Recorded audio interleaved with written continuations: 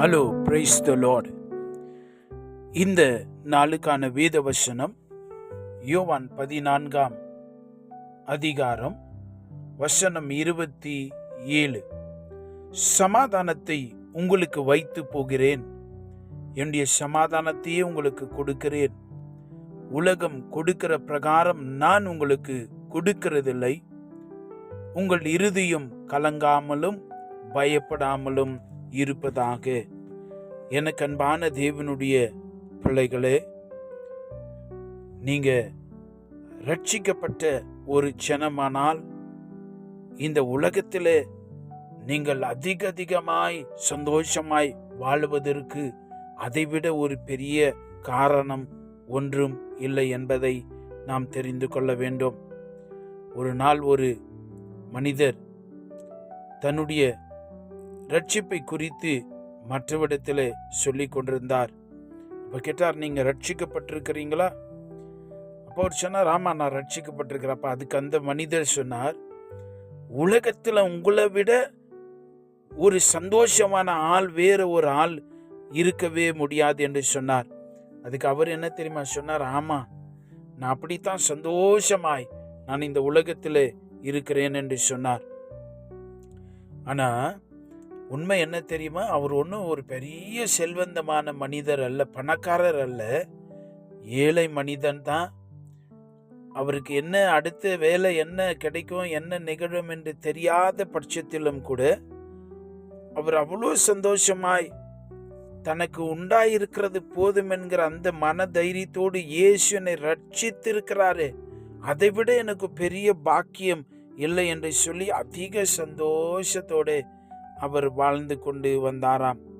எனக்கு அன்பான தேவனுடைய பிள்ளைகளே, இயேசு ராஜா நம்மை மிகவும் பாரமான சூழ்நிலையிலே நம்மை அவர் சுமந்து கொண்டு வந்தார்.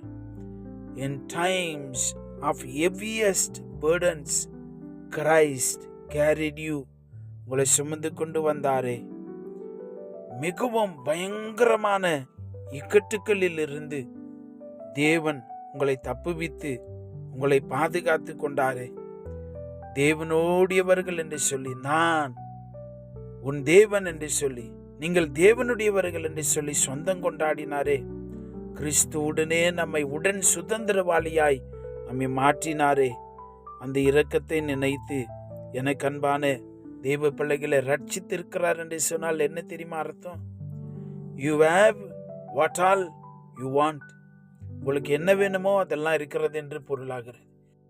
நீங்க ரட்சிக்கப்பட்டிருக்கிறீர்கள் என்று சொன்னால் என்ன பொருளாகிறது தெரியுமா? இந்த உலகத்தில் உங்களுக்கு தேவையானதெல்லாம் உங்களுக்கு ஆயத்தமாய் இருக்கிறது என்று சொல்லி பொருளாகிறது. பரலோக மண்டலத்திலே அவைகள் எல்லாம் உங்களுக்கு ஆயத்தமாய் இருக்கிறது. விசுவாசத்தினாலே நாம் அவைகளை சுதந்தரித்து இந்த உலகத்தில் மிகவும் சந்தோஷமாய் சமாதானம் நிறைந்த உள்ளத்தோடு நாம் இந்த உலகத்தில் வாழ முடியும் என்பது பொருளாகிறது. பரலோகம் நமக்கு நம்முடைய பட்சத்தில் இருக்கிறது. எனக்கு அன்பான தேவனுடைய பிள்ளைகளே, இந்த உலகத்தை விட்டு போனா அடுத்த நொடியே நம்ம பரலோகத்துல தான் நம்ம இருப்போம். அங்க பிதாவாகி தேவன், குமாரனாகி இயேசு, பரிசுத்த ஆவியானவர் எல்லாம் சேர்ந்து நம்மை ஆசீர்வதிக்க வல்லவர்களாய் இருக்கிறார்களே. அந்த உடன்படிக்கை, சமாதான உடன்படிக்கையை தேவன் நமக்கு செய்து கொடுத்து அவைகளை முத்தரித்து இருக்கிறாரே. நமக்கு ஜெயத்தை அவர் வைத்திருக்கிறாரு.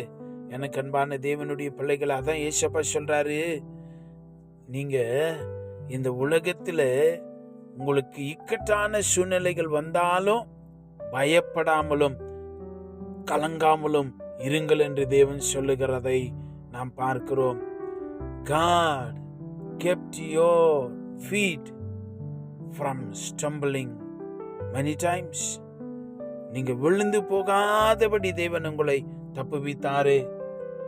இந்த காரியங்கள் எல்லாம், இந்த காரணங்கள் எல்லாம் வைத்து மிகவும் சந்தோஷமா இந்த உலகத்துல நாங்க வாழ வேண்டும். அதான் தேவன் சொல்றாரு, என்னுடைய சமாதானத்தையே உனக்கு வைத்திருக்கேன், என்னுடைய ரட்சிப்பையே உனக்கு கொடுத்திருக்கிறேனே. அதை விட ஒரு பெரிய பாக்கி இந்த உலகத்துல இல்லைங்க. இந்த ரட்சிப்பு என்று சொல்லுகிறது ஒரு பெரிய ஆசீர்வாதம். அதுல எல்லாமே அடங்கி இருக்கிறது. It's a full package. எல்லாமே அடங்கி இருக்குது. இயேசு கிறிஸ்துவின் நாமத்துல எல்லாம் விசுவாசத்தினால நீங்கள் அவைகளை சுதந்தரிக்க முடியும். இயேசு அவைகளை செய்து முடித்திருக்கிறார். உங்களுக்காக இதை ஆயத்தம் பண்ணினார். அல்லேலூயா. அதனால எனக்கு அன்பான தேவனுடைய பிள்ளைகளே, உங்களுடைய உள்ளத்துல ஒரு ஆழ்ந்த அமைதி, ஒரு சமாதானம் ஆளுகை செய்ய வேண்டும். வெறுமையாய் உங்க இருதயம் இருக்கக்கூடாது, உங்களுடைய சிந்தை இருக்கக்கூடாது. பவுல் சொன்னார், உங்களுடைய சிந்தைகளையும் உங்களுடைய எண்ணங்களையும் இந்த தேவ சமாதானம் பாதுகாக்கட்டும் என்று அவர் சொல்லுகிறார்.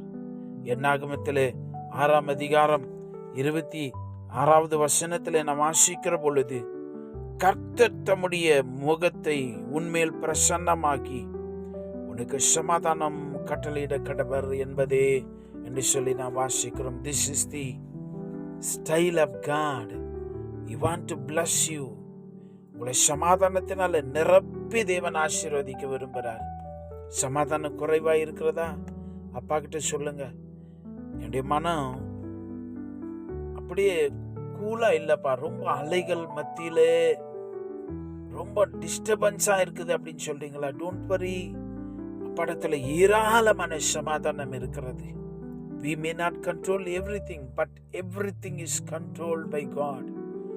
ஒரு வார்த்தை சொன்னா போதும், எல்லாம் அடங்கி போகும், சூழ்நிலையே மாறும். அப்பா சொல்றாரு, என் சமாதானத்தையே உனக்கு கொடுத்து போகிறேன். இந்த உலகத்துல என்ன நடந்தாலும் சரி, நீ சமாதானத்தோட இருக்க வேண்டும். காரணம், நான் சமாதான பிரபு. நான் உனக்காய் சமாதானத்தை உண்டு பண்ணும் ஆக்கினியை நான் என் மேலே ஏற்றுக்கொண்டேனே. நீ இன்னும் ஏன் சமாதானம் இல்லாமல் வாழணும்? ஏன் உடைய மன அமைதி இல்லாம குழப்பமாகி கொண்டே இருக்க வேண்டும்? ஏசப்பா, நீங்க சமாதானத்தோடு வாழுவதை தேவன் விரும்புகிறார். 100%, not just 5%, 10%. அப்பா சொல்ற, நீ 100 நான் கொடுத்திருக்கிறது. ஏன் சமாதானத்தை கொடுத்திருக்கிறேன்னு அதை வைத்து நீங்க 100% இந்த உலகத்துல சமாதானமாய் வாழ முடியலாம். நீங்க என்னதான் சந்திக்கலாம், என்னதான் நடக்கலாம், கவலைப்படாதிருங்கள். ஏசப்பா உங்களோடு கூட இருக்கிறார். ஜெபிக்கலாமா? எங்களுடைய உள்ளத்தின் ஆழ்ந்த அமைதியை விரும்புகிறவரை, சமாதானம் ஆளுகை செய்ய வேண்டும் என்று விரும்புகிற எங்களுடைய சமாதான பிரபுவே, உமக்கு ஸ்தோத்திரம். பிதாவாகிய தேவனுடைய அன்பு, குமாராகிய கிறிஸ்துவுடைய சிலுவை தியாகம், பரிசுத்த ஆவியானுடைய ஐக்கியத்துக்காய் ஸ்தோத்திரம். எங்களுக்குள்ளே வந்து உம்முடைய சமாதானத்தினால் நிரப்புவீராக. எல்லா குழப்பங்களும் ஆண்டவரே, எல்லா பிசாசின் தந்திரங்கள் இயேசுவின் நாமத்தில் அவைகள் உடைந்து போகும்படியாய் ஜெபிக்கிறோம். நீர் எங்களுடைய சிந்தைகளையும் இருதயங்களையும் உடைய சமாதானத்தில் காத்துக் கொள்ளுவீர். அதற்காய் நன்றி. இன்றைக்கு நம்முடைய பிள்ளைகள் தங்களுடைய வாழ்க்கையில கடந்து போய் கொண்டிருக்கிற சூழ்நிலைகள் அவைகள் இயேசுவின் நாமத்தில் மாறட்டும். இன் ஜீசஸ் நேம் ஒரு பெரிய விடுதலை, சமாதானம் அவர்களை ஆண்டு கொள்ளட்டும். நமக்கு கோடி கோடி ஸ்தோத்திரம். இயேசு கிறிஸ்துவின் நாமத்தில் ஜெபிக்கிறோம் பிதாவே. ஆமென். God bless you.